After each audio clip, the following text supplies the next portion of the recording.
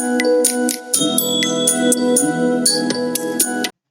दोस्तों, मैं नवीन कुमार स्वागत करता हूं आपका आपके अपने चैनल अभ्यास मंत्र पे। हम लोग BPSC assistant professor and lecturer के प्रीवियस ईयर पेपर का सॉल्यूशन कर रहे हैं for the subject engineering mathematics. इससे पहले हम लोगों ने 3 टॉपिक कवर कर रखे हैं। फर्स्ट है लीनियर अलजेब्रा, सेकंड है कॉम्प्लेक्स फंक्शन एंड थर्ड है कैलकुलस।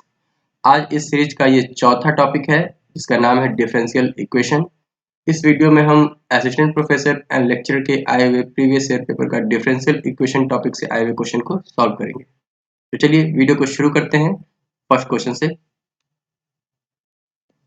पहला क्वेश्चन डिफरेंशियल इक्वेशन का है एग्जैक्ट, होमोजेनियस और लीनियर पे। तो इससे पहले हम थोड़ा थ्योरी देख लेते हैं कि कब किसी डिफरेंशियल इक्वेशन को हम लोग कह सकते हैं कि एग्जैक्ट डिफरेंशियल है या होमोजेनियस है, लीनियर है। तो होमोजेनियस इक्वेशन के लिए उसका डिग्री जो है वो सेम होना चाहिए, या तो सबका 2 हो, सबका 3 हो या सबका 1 हो। ठीक है, आप देख पा रहे होंगे फर्स्ट लाइन में कि if the degree of all the terms in the equation is same then the equation is termed as homogeneous equation. ठीक है, जैसे कि अगर ऊपर एक्स स्क्वायर वाई है तो नीचे एक्स वाई स्क्वायर हो सकता है, क्योंकि ऊपर दोनों का सम करेंगे तो कितना आ जाएगा डिग्री 3, नीचे भी 3। ठीक है, या तो फिर अगर हम लोग एक्स वाई रख सकते हैं, यहाँ एक्स वाई रख सकते हैं, एक्स प्लस वाई रख सकते हैं, यहाँ भी वाई प्लस एक्स रख सकते हैं। तो ठीक है, तो हम लोग को देखना ये है कि डिग्री सेम होनी चाहिए, तो वो होमोजीनियस होगा। सेकेंड चीज क्या है कि एग्जैक्ट डिफरेंशियल। ये देख रहे हैं, एग्जैक्ट डिफरेंशियल इक्वेशन कब कहेंगे, जैसे कोई फंक्शन है m dx plus n dy। तो उस केस में हमको ये देखना होगा कि del m by del y is equal to del n by del x। ये सेटिस्फाई कर रहा है नहीं। अगर ये सेटिस्फाई कर रहा है तो वो इक्वेशन क्या हो जाएगा, एग्जैक्ट डिफरेंशियल इक्वेशन हो जाएगा। यहाँ आप देख पा रहे हैं, आपको ये चीज याद रखनी है कि अगर ये इक्वेशन सेटिस्फाई कर रहा है तो वो एग्जैक्ट डिफरेंशियल इक्वेशन होगा। अब आते हैं तीसरे टॉपिक पे जो है लीनियर इक्वेशन। तो कैसे पहचानेंगे कि वो इक्वेशन लीनियर है या नहीं है। तो लीनियर होने के लिए सबसे पहले हमको ये देखना है कि जो डिपेंडेंट वेरिएबल है, ठीक है, डिपेंडेंट वेरिएबल और उसका डिफरेंशियल कोएफिशिएंट दोनों ही अपने की फर्स्ट डिग्री में होने चाहिए। ठीक है, इन द फर्स्ट डिग्री और मल्टीप्लाइड नहीं होनी चाहिए। जैसे कि अगर कोई इक्वेशन है, अगर x dy by D X plus Y is equal to कुछ भी दे सकते हैं 2, तो ये लीनियर है क्योंकि देख रहे हैं आप dy बाई डी एक्स जो इसका डिफरेंशियल कोएफिशिएंट है वो 1 डिग्री में है, y जो है ये भी 1 डिग्री में है और दोनों मल्टीप्लाई नहीं है। लेकिन अगर ये आप लीनियर कह सकते हैं। लेकिन अगर y into D Y by D X अगर कोई मिल जा रहा है आपको इस तरह के फॉर्म में तो ये नॉन लीनियर है। या फिर अगर यहाँ y की जगह अगर वाई स्क्वायर होता तो भी ये नॉन लीनियर होता है। ठीक है, सिंगल डिग्री में होना चाहिए y भी, यानी डिपेंड जो भी डिपेंडेंट वेरिएबल हो, यहाँ पे y है तो y या कुछ भी हो सकता है। तो डिफरेंशियल उसका कोएफिशिएंट और डिपेंडेंट वेरिएबल दोनों फर्स्ट डिग्री में होने चाहिए और आपस में मल्टीप्लाइड नहीं होने चाहिए। तो अगर वो लीनियर है तो ये आप हम लोग उसका एक कॉमन फॉर्म होता है लेबनिज लीनियर इक्वेशन, इस फॉर्म में अरेंज कर लेते हैं। जैसे कि ये दिया हुआ है dy by D X plus P Y is equal to Q, जहाँ p और q एक x का फंक्शन है। या फिर हम लोग ये फॉर्म भी याद रख सकते हैं, मैक्सिमम टाइम ये यूज होता है लेकिन कहीं कहीं पे ये भी होता है dx by D Y plus P X is equal to Q, यहाँ p और q फंक्शन रहेगा आपका y का। ठीक है, तो चलिए अब देखते हैं क्वेश्चन की तरफ कि क्वेश्चन हमारा क्या कह रहा था। तो डिफरेंशियल इक्वेशन ये दिया हुआ है, तो सबसे पहले हम लोग चेक करते हैं कि वो एग्जैक्ट है या नहीं है।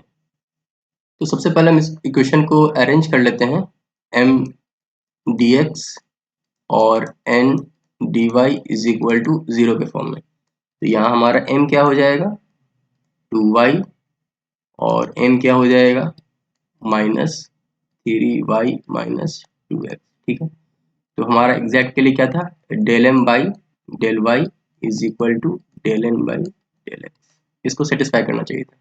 तो चेक करते हैं, अगर हम m को डिफरेंशिएट करते हैं y के रिस्पेक्ट में ये क्या आएगा 2।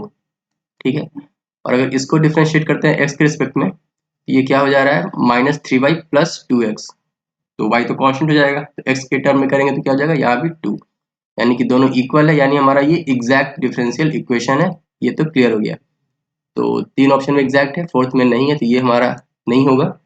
अब देखते हैं होमोजीनियस है या नहीं है। तो हम देख रहे हैं कि पावर दोनों साइड में 1 ही है।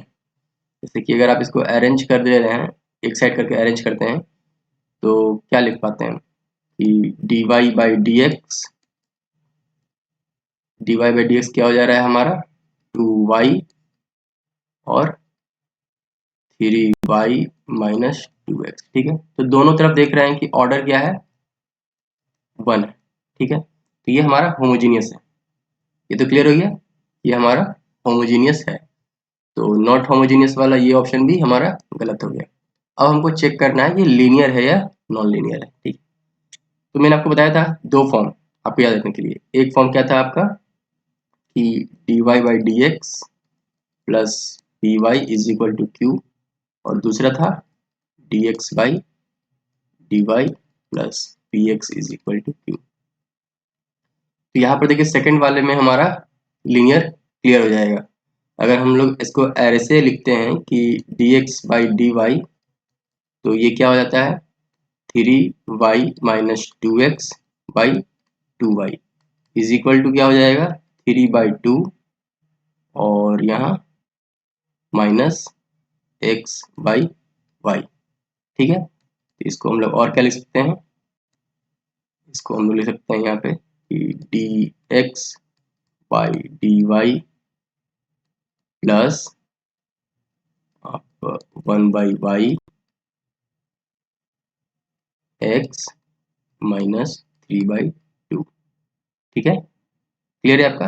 ये मैंने इधर अरेंज कर दिया तो प्लस एक्स बाई वाई हो गया, तो ये देखिए आपका हो गया 1/y क्या हो गया p हो गया, और जो आपका यहाँ पर 3/2 है ये क्या हो गया q हो गया। तो ये देख रहे हैं कि हमारा वो जो लेमिस इक्वेशन था वो सेटिस्फाई कर रहा है, ये हमारा लीनियर भी है। अगर आप dy बाई डी एक्स देखते हैं तो आपको कंफ्यूजन हो सकता है ये वाला ऑर्डर में, लेकिन इसको रिवर्स कीजिएगा dx बाई dy देखिएगा तो ये आपका ये फॉर्म सेटिस्फाई कर रहा है dx by D Y plus P X is equal to Q, जहाँ पे p है 1/y और q है 3/2, यानी कि हमारा ये सेकंड ऑप्शन है, एग्जैक्ट भी है, होमोजीनियस भी है और लीनियर भी है। चलिए देखते हैं नेक्स्ट क्वेश्चन की तरफ।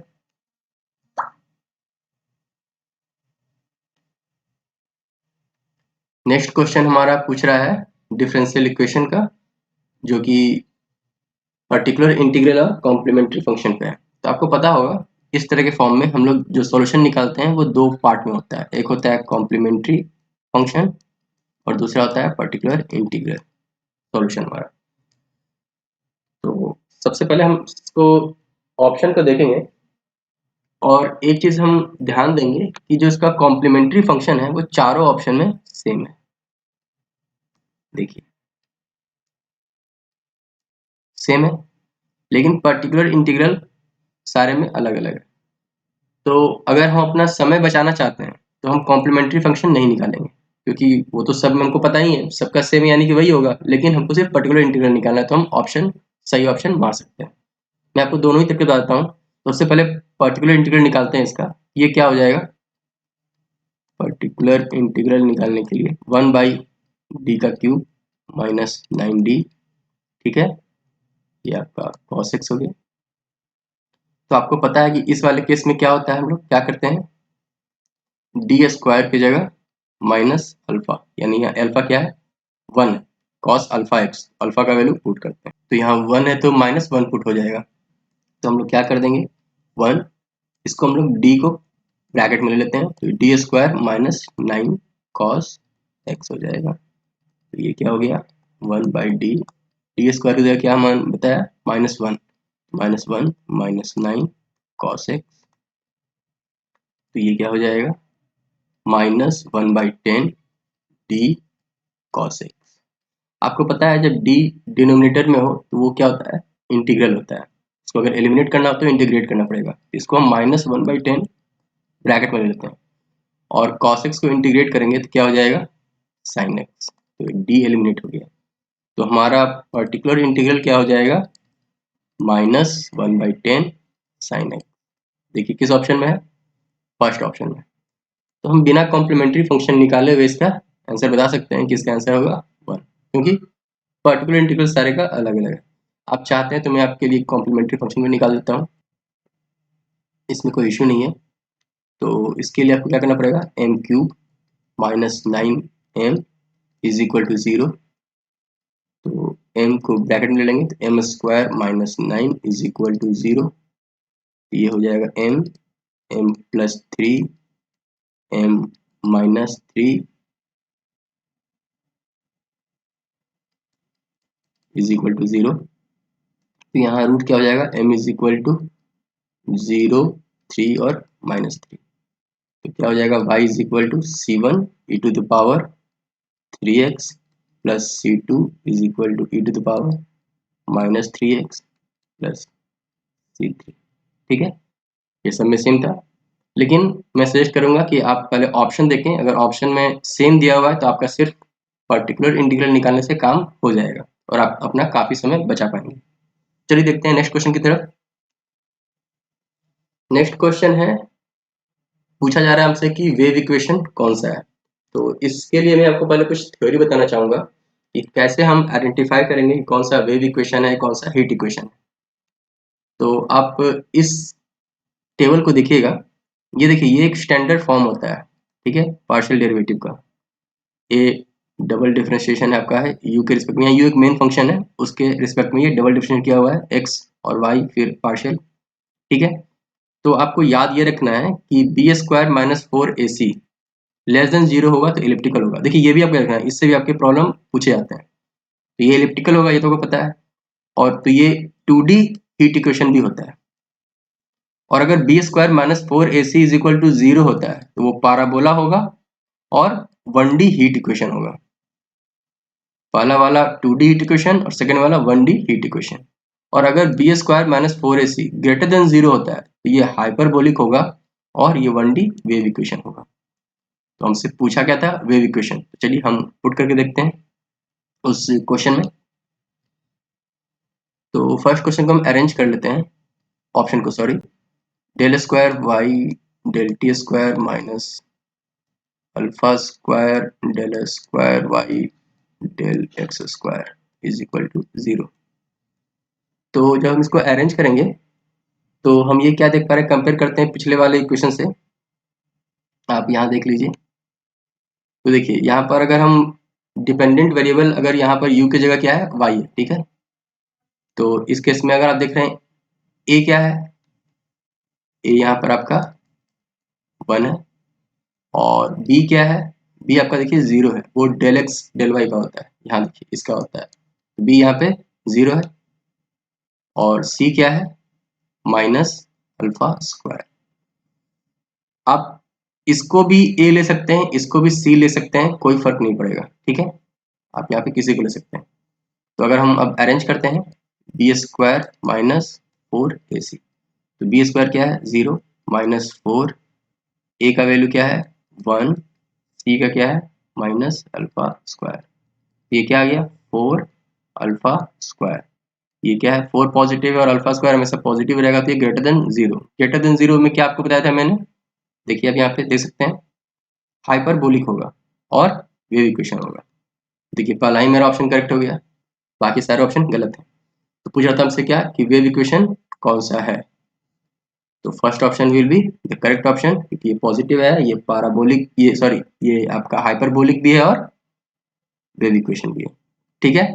आपको ये थ्योरी याद रखना है हमेशा कि कब एलिप्टिकल होगा, कब पैराबोलिक होगा और हाइपरबोलिक होगा, ये तो याद रखना ही है। साथ ही साथ वेव इक्वेशन और हीट इक्वेशन भी ध्यान रखना है। तो चलिए नेक्स्ट क्वेश्चन देखते हैं।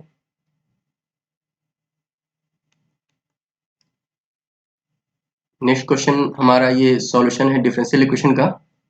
तो इसके लिए भी देखिए, इसमें भी दो पार्ट है आपका, कॉम्प्लीमेंट्री फंक्शन और पर्टिकुलर इंटीग्रल, ठीक है। तो मैं इस केस में भी पर्टिकुलर इंटीग्रल पहले निकालूंगा, क्योंकि आप देखिएगा कि पर्टिकुलर इंटीग्रल पहले निकालने से कई बार हमको कॉम्प्लीमेंट्री फंक्शन का यूज भी नहीं होता है निकालना। हमने अभी प्रीवियस क्वेश्चन में देखा था कि कैसे सिर्फ पर्टिकुलर इंटीग्रल की मदद से हमने ऑप्शन को सही टिक कर लिया था। तो इसमें भी हम लोग पहले निकालते हैं पर्टिकुलर इंटीग्रल। तो वो क्या होगा, 1 by d square minus 3d plus 2 e to the power x. तो इसमें आपको पता है कि क्या होता है कि अगर e to the power alpha x हो तो आप डी के जगह वो अल्फा रख सकते हैं। तो यहाँ अल्फा 1 है, यानी डी की जगह क्या रखना पड़ेगा 1। डी की जगह 1 रखेंगे तो ये हमारा पर्टिकुलर इंटीग्रल सॉल्व हो जाएगा। तो जैसे ही हम रखते हैं 1 तो ये 1 हो गया minus 3 plus 2 e to the power x. तो देख रहे हैं कि यहाँ पर क्या हो जा रहा है 0, 1/0 इन्फिनाइट। तो ये हमारा सेटिस्फाई करने से काम नहीं चल रहा है। इसके लिए हम आपको एक रूल बताए थे। इससे क्या होता है कि आपको क्या करना पड़ेगा, यहाँ x लिखना पड़ेगा और ये जो फंक्शन दिया हुआ था हमारा इसको एक बार डिफ्रेंशिएट करना पड़ेगा। तो 1 तो ये हम x लिख लिए इधर। आप इसको एक काम कीजिए, इस साइड ही लिख लेते हैं, ठीक है, कंफ्यूजन नहीं होगा।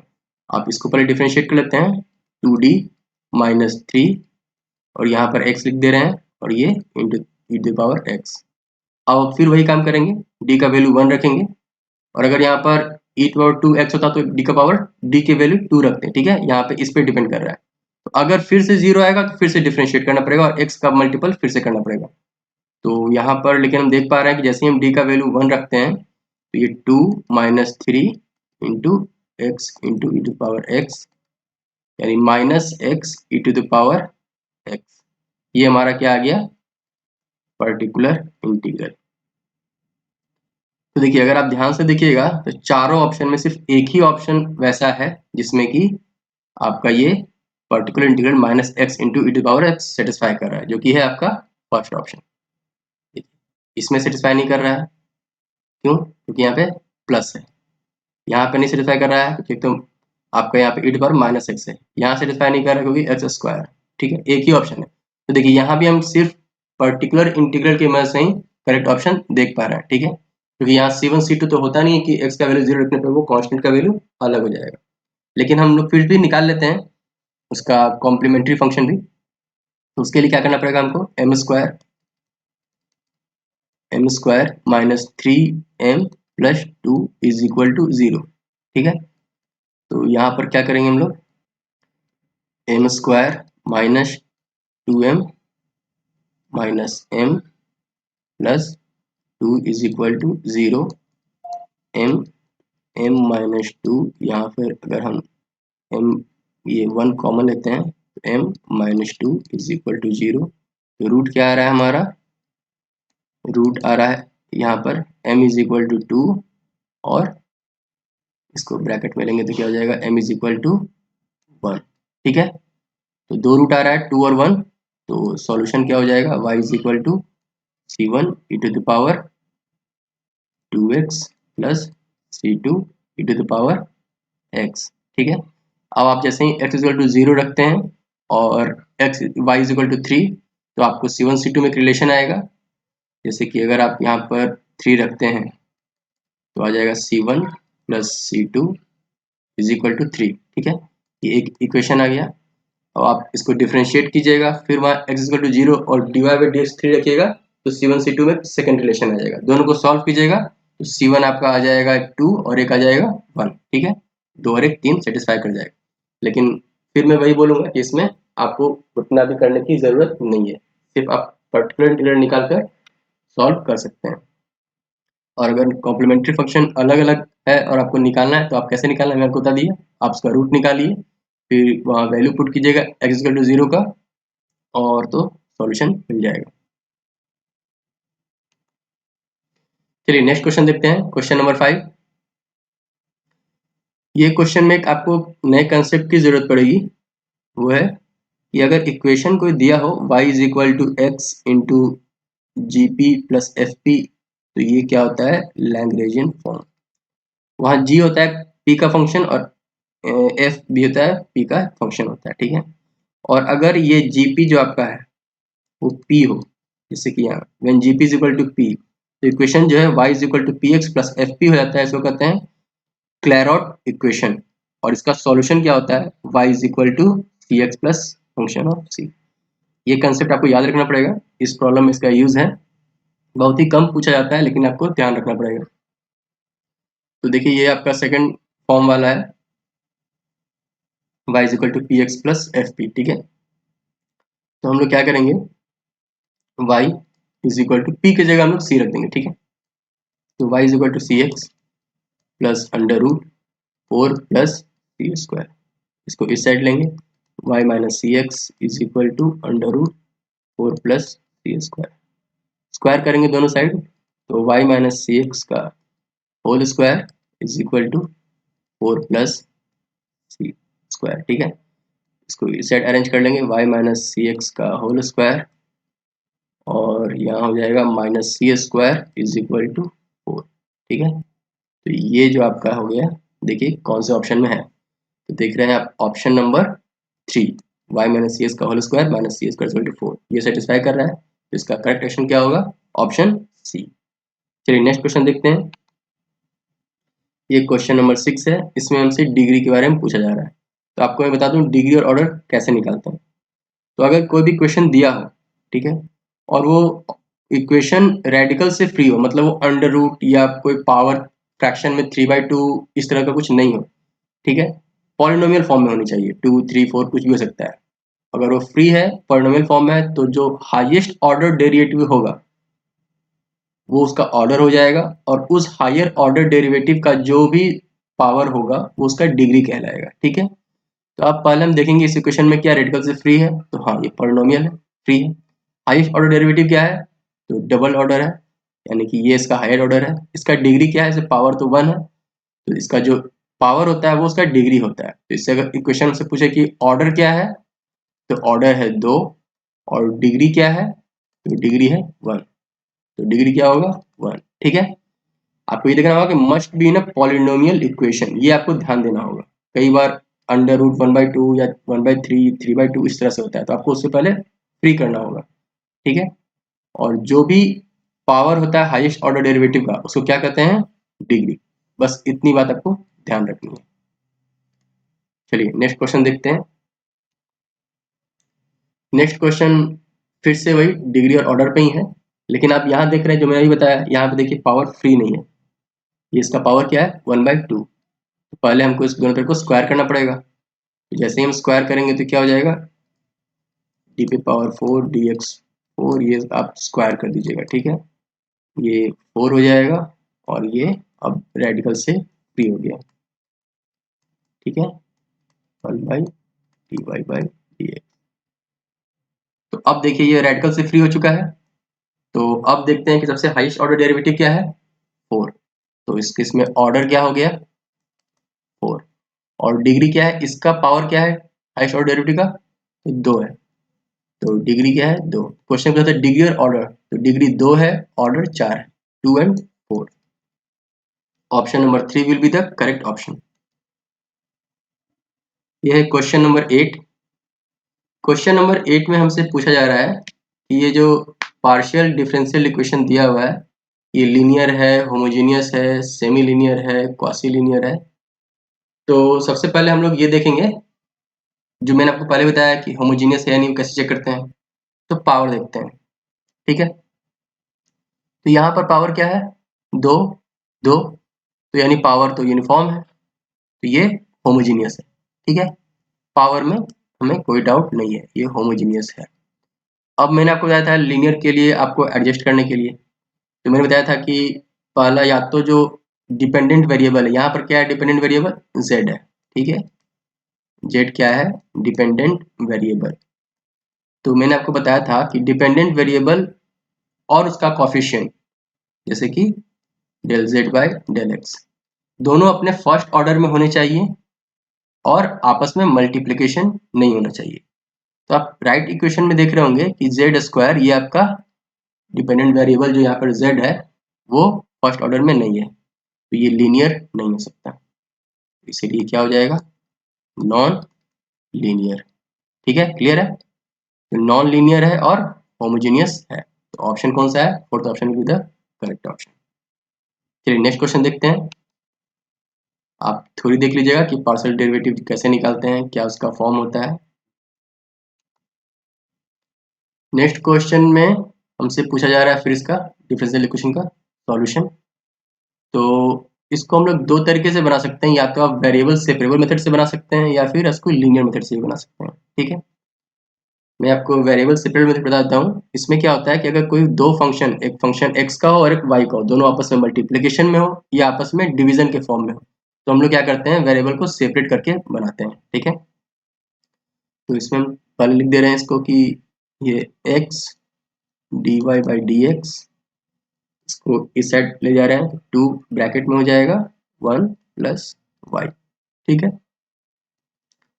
तो dy और 2 1 plus y is equal to dx by x। ठीक है, तो आप यहाँ से देख सकते हैं कि इसको हम अगर इंटीग्रेट करते हैं दोनों साइड से, तो ये क्या हो जाएगा, 1/2 ln 1 plus Y is equal to ln x plus कोई कांस्टेंट होगा, ln c दे देते हैं। ठीक है, अगर इसको हम ln को एलिमिनेट करते हैं, देखिए ये पावर अगर यहाँ पे जो कोफिशिएंट 1/2 है, ये पावर में जाएगा तो 1/2 यहाँ हो जाएगा। तो हमको अगर ln को एलिमिनेट करना है तो हम लिख सकते हैं 1 plus y power 1/2 is equal to, ये मल्टीप्लिकेशन हो सक जाएगा, एक्स सी। ठीक है, चलिए मैं इसको थोड़ा एक्सप्लेन कर देता हूँ कि कैसे हो रहा है। इसको हम लिख सकते हैं ln 1 plus y power 1/2 ln x y. ठीक है, तो यहाँ से फिर अगर आप ln एलिमिनेट करेंगे तो 1 प्लस वाई के power 1/2 is equal to x c, इसको स्क्वायर कर देते हैं तो 1 plus Y is equal to x square c square. तो यहाँ से y आ जाएगा हमारा x square c square minus 1। तो हम देख रहे हैं कि हमारे तीनों ऑप्शन जो दिया हुआ है, जैसे कोई सेटिस्फाई नहीं कर रहा है, तो इसका नो सॉल्यूशन होगा। नो सॉल्यूशन क्यों होगा, क्योंकि एक तो हमारे जो ऑप्शन है तीनों वो सेटिस्फाई नहीं कर रहा है।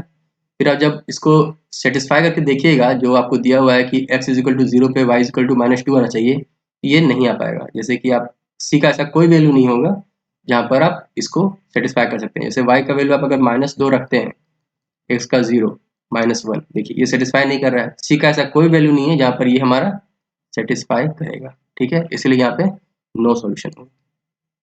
आप इसको अगर चाहते तो वो लीनियर मेथड से ही बना सकते थे। क्या करना था कि dy बाई डी एक्स लेना था -2/x y is equal to 2। यहाँ आपका p जो है वो -2/x हो जाएगा और q जो है वो 2 हो जाएगा। फिर आप इंटीग्रल फैक्टर का यूज करके यहाँ पर आप निकाल सकते हैं -2/x और फर्दर सॉल्व कर सकते हैं। ठीक है, दोनों से आंसर सेम ही आएगा, आंसर में कोई अंतर नहीं होगा। चलिए नेक्स्ट क्वेश्चन देखते हैं। नेक्स्ट क्वेश्चन फिर से हमारा वही है, डिफरेंशियल इक्वेशन दिया हुआ है और इसका हमको सॉल्यूशन निकालना है। तो इसके लिए फिर से हम इसका रूट्स ले लेते हैं। तो रूट्स के लिए 2m square minus m minus 6 is equal to 0। ठीक है, यहाँ क्या हो जाएगा, 6 2 12, यहाँ 4 और 3 सेटिस्फाई कर जाएगा। तो 2m square minus 4m plus 3m minus 6 is equal to 0। ठीक है, तो 2m को कॉमन ले लेते हैं तो हो जाएगा m माइनस 2, यहाँ पर 3 को कॉमन ले लेते हैं तो m minus 2 is equal to 0। m minus 2 को अगर कॉमन लेंगे तो आ जाएगा हमारा 2m plus 3 is equal to 0। हमारा रूट्स क्या आ जा रहा है, m इज इक्वल टू 2 और m इज इक्वल टू -3/2। तो इक्वेशन क्या हो जाएगा, y is equal to c1 e to the power 2x plus c2 e to the power -3/2। ठीक है, तो कौन सा ऑप्शन है हमारा, ये ऑप्शन नंबर डी चौथा ऑप्शन है। ठीक है, अगर आपको ये याद नहीं है तो मैं आपको एक थ्योरी दिखा दे रहा हूँ, इससे आपको याद रखिएगा और रिकॉल कर सकते हैं। देखिए ये चारों फॉर्म हो सकते हैं, ये रूट्स ऑक्सिलरी हैं, तो कॉम्प्लीमेंट्री फंक्शन क्या होगा, m1 m2 m3 रियल है डिफरेंट है तो क्या होगा, 2 रियल है और इक्वल है तो क्या होगा। ये चारों सारा आपका कॉम्प्लेक्स और रियल दोनों का कॉम्बिनेशन में टेबल दिया हुआ है, आप इसको याद रखिएगा। तो आज के वीडियो में हमने टोटल 10 क्वेश्चन सॉल्व किए हैं। ठीक है, तो इसमें से किसी भी प्रॉब्लम में आपको कोई भी डाउट हो रहा है तो आप हमें कमेंट बॉक्स में लिखकर जरूर बताएं। और और वीडियो देखकर आपको कैसा लगा ये आप हमें बताएं। अगर वीडियो पसंद आया तो अपने दोस्तों के साथ शेयर कीजिए और चैनल को सब्सक्राइब कीजिए। तो मिलते हैं नेक्स्ट वीडियो में, तब तक के लिए अलविदा, थैंक यू।